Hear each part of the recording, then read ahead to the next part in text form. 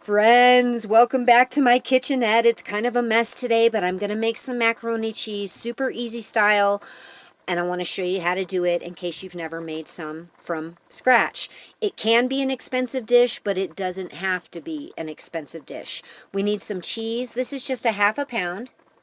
8 ounces of some shredded cheese, any kind of cheese you like, and I may not even use all of this, okay? 1 can of evaporated milk, some salt, some pepper, some minced onion, and some crispy fried onions for the top. This is my favorite way to top my macaroni and cheeses that I bake, but if it's not your thing, just simply put some extra cheese on top. I want to add, best by date on these is 9 of 22. I opened them last week. They're absolutely perfect. I hit a fire sale on these a few years ago, 25 cents a container, and we bought a bunch of them. We shared a bunch of them with friends, but this is my last container of them. It was the deal of the century. All right, so now we need to get our macaroni, and we're going to get it boiled up. Next thing I need to do is get some macaroni in my water here. I'm going to use probably about 2.5 cups. You could just use 1 pound box, depending on how much you want to make. This is just usually something I do not measure.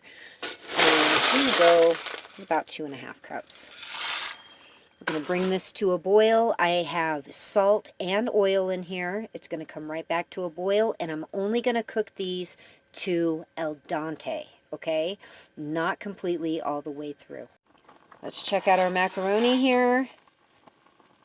We still need just a couple more minutes. Like I said, I'm looking for al dente on this, so we'll let this go. Couple more minutes. All right, I'm going to drain these, and one more ingredient. I forgot to tell you guys, you will want some butter or margarine when you're doing this. It isn't necessary, okay? So if you don't have butter or margarine, you can still make this with it, but I like to put a little bit of butter. I have put 2 tablespoons of butter in here with my noodles that I've drained. I did leave a teeny tiny bit of the water at the bottom. I just don't like them to dry out or stick to the bottom, so that's actually why I do that, okay? To this, we're going to add a half a can. We are going to use the whole can, but we're only going to add a half a can of this milk at this time. We're also going to add 2 tablespoons of our minced onion. You could use fresh for this, but I highly recommend, if you do, that you cut them very, very, very tiny, because these kind of dissipate in there. It's just a flavor enhancer. It really does not taste oniony, and I know you're thinking, oh, this onion and then the onions on top. If you don't like onions, by no means do this, okay? But I promise you, this isn't something that makes it taste like onions. I actually learned this back in the, oh gosh, the 80s in home ec class, to add those onions to our homemade macaroni and cheese. Okay. Now we're going to add half of the container of the cheese. My thing's a bit small. We might have to go ahead and put it in our casserole to mix it. Yeah, I'm going to dump it in my casserole dish. By the way, this is a super deep casserole dish. It works great in my oven, but you can use any casserole dish if you want a thin macaroni and cheese to make it more crispy. If you want it deep, like we do, it tends to come out more creamy, and that's why I'm using this pan. Let me dump all this into here. I put it in this bowl. It's going to be much easier. I put about 1/4 to 1/2 teaspoon of black pepper right there and a little bit of salt. And now we're just going to get it all mixed up evenly. I've mixed it. So far, I've only used about 4 ounces of cheese, so I'm going to go ahead and add some more and get that mixed in. The thing is, the evaporated milk, the way it cooks in your macaroni and cheese, it actually turns into cheese while it's cooking. So that's why I don't need a ton in here. Now, at this point, this will make beautiful macaroni and cheese, okay? Depending on your situation, if you don't have a lot of cheese, don't use it all. You won't need it, but you are going to need to salt and pepper it because it makes a difference. Because now we're going to take the rest of our can and we're going to dump it all around this macaroni and cheese. And see how you can kind of see it? Okay, don't worry because it's going to cook up in there. Next thing we're going to do is we're going to take our little crispy fried onions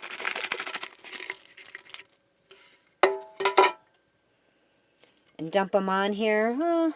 Just enough to have like an even coating of them on top. It's not something I ever measure. I just eyeball it. This is the first time I've even ever considered what the actual measurements are on this. Because once you start making homemade mac and cheeses like this, you just whip them up so fast. Now, at this point, you could put a couple pats of butter on there if you wanted to. It'll give it, more delicious buttery goodness. I'm actually not going to do that this time. I'm just going to cover it with a piece of aluminum foil. I have my oven that's preheated at 375 degrees. So we are going to cook this covered for 35 minutes. After 35 minutes, we're going to remove the cover and cook it a little longer. Don't worry, I'll show you. I want you to see this. I still have at least 2 ounces of cheese left in this bag. So really, I'm only using 6 ounces of cheese to make this whole macaroni and cheese. And trust me, it is so good. So I can hear it bubbling in there. Oh, it's looking delicious. See how you can see it bubbling over here on the sides? All right, back in for about 15 minutes. Oh, is that beautiful? Let me pull it out so you can see. Now, we're not going to eat right this second. I actually made this kind of ahead of time. I'm going to stick it back in the oven on low warm. And when I cut into this, I am going to show you how good it looks inside. Well, I just took it out again. I ended up leaving it in there on warm. I'm telling you, 45 minutes to an hour because we just were not ready to eat.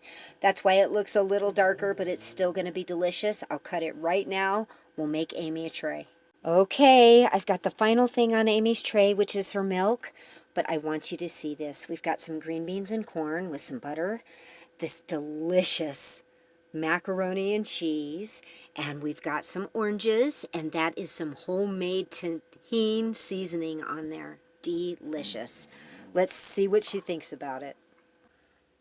Got to get a drink of milk first. Nita. Oh, Nita, look. She's using her good friend's cup. Yay. Love you, lady. That's right. I'm so excited about this food. Are you? Mm-hmm. This is like our favorite meal. I usually make it on Sabbath, huh? Yeah. Okay, she's going into the mac because that's what this is about. It's just so good, huh? And you don't need a ton of cheese in it, huh? It's just so good. And nobody needs a ton of cheese anyways at one time. I do, however, need a ton of salt. She likes her salt. All right, so is this a winner chicken dinner? Winner, cheesy dinner. Oh, our dogs are playing. So they need to try this macaroni, don't yes. they? And it's budget friendly, I think. I only use 6 ounces of cheese in this whole deal. Wow, that's crazy. Yeah, I mean, the whole meal costs us less than $3. And we'll have leftovers for tomorrow. These dogs are playing, that's what you're hearing. Ryan sounds like a Chewbacca. She does. All right, everybody, give us a thumbs up, subscribe and share, and we're going to be talking to you really soon. Shalom. God bless each and every one of you.